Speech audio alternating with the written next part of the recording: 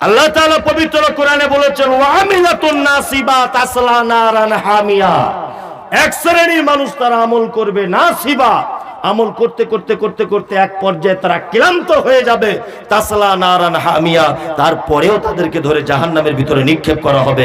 বলুন তো এরা কারা? এরা কারা? ঠিক আমল করার আগে কেমন বুঝে নিতে হবে আপনাকে বোঝাচ্ছি আমি।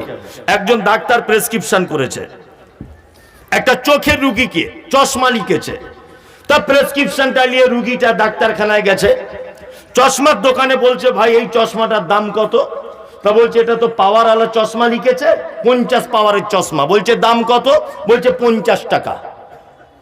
তখন এই লোকটা বলছে 50 টাকা 50 পাওয়ারের দাম? বলছে হ্যাঁ। বলছে তাহলে 100 পাওয়ারের দাম কত? বলছে 100 পাওয়ারের দামও 50 টাকা। বলছে 150 পাওয়ার? বলছে 150 পাওয়ারের দামও 50 টাকা। রুগী তখন ভাবছে তাহলে 50 পাওয়ারের নিয়ে দরকার কি, আমি 150 পাওয়ারের নিয়ে নেবো, ভালো তো। 150 পাওয়ারের নিয়েছে, নিয়ে বাজারে ঘুরতে ঘুরতে পুঁটি মাছগুলোকে কাতলা মাছের মতো দেখেছে, নিয়ে কিনে নিয়ে বাড়ি গেছে, বুঝলেন। এখন ওর বউ যখন মাছ রান্না করে খেতে দিয়েছে তখন দেখছে পুঁটি মাছ। তোর বউকে বলছে হারাম করে আমি কাতলা মাছের নিচে তুই পুঁটি মাছ দিলি। তখন ওর বউ বলছে দেখো আমার নানির কসম করে বলছি তুমি এটাই এনেছো, টাস টাস করে মেরে দিয়েছো বউয়ের মুখে চর।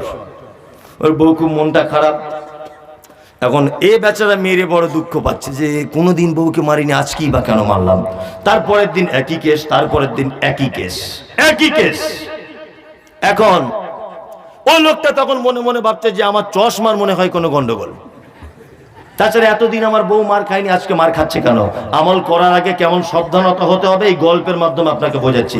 ডাক্তারের কাছে গেল, তা ডাক্তারবাবু দেখে বলছে ভাই সর্বনাশ, এমনিতেই তো পুঁটি মাছ কাতলা মাছের মতো দেখাবে, আমি তো ভাই তোমার এই চশমা লিখিনি। তখন ও তখন বলছে কি বলছে? বলছে কেন 50 পাওয়ারের দামও 50 টাকা, 150 পাওয়ারের দাম 50 টাকা, ওই জন্য 150 পাওয়ারেরটাই নিয়েছি। তো বলছে তাই? তো বলছে হ্যাঁ। বলছে আচ্ছা আচ্ছা আচ্ছা আচ্ছা ভাই আপনার প্রয়োজন 50 পাওয়ারের, আপনি 150 পাওয়ারের নিলেন কেন? ওই জন্য পুঁটি মাছ কাতলা মাছের মতো লাগছে। আমাদের আমলের ক্ষেত্রে ঠিক এরকম কিছু রয়েছে। হুজুর ফতোয়া দিয়ে দিয়েছে 15 শাবানে 100 রাকাত নামাজ পড়তে হবে, 100 রাকাত। বলছে উপকার কি? বলছে 47 বছর একভাবে এক এক রাকাতে জান্নাতে থাকা যাবে। কি বলছে বুঝতে পারছেন না? 2-4 রাকাত পর তবুও মানা যেত, হ্যাঁ ওই 100 রাকাত। আবার বলছে এক রাকাতে 47 বছর করে জান্নাতে থাকা যাবে। এ মূর্খ সূর্খ মানুষ এ ভেবেছে তাহলে বিশাল লাভ, বুঝলেন না? এই বিশাল লাভ করতে গিয়ে ওই 150 পাওয়ারের চশমার মতো হবে। এই লোকটার জন্যই আল্লাহ তাআলা বলেছেন এরই জন্য জাহান্নাম।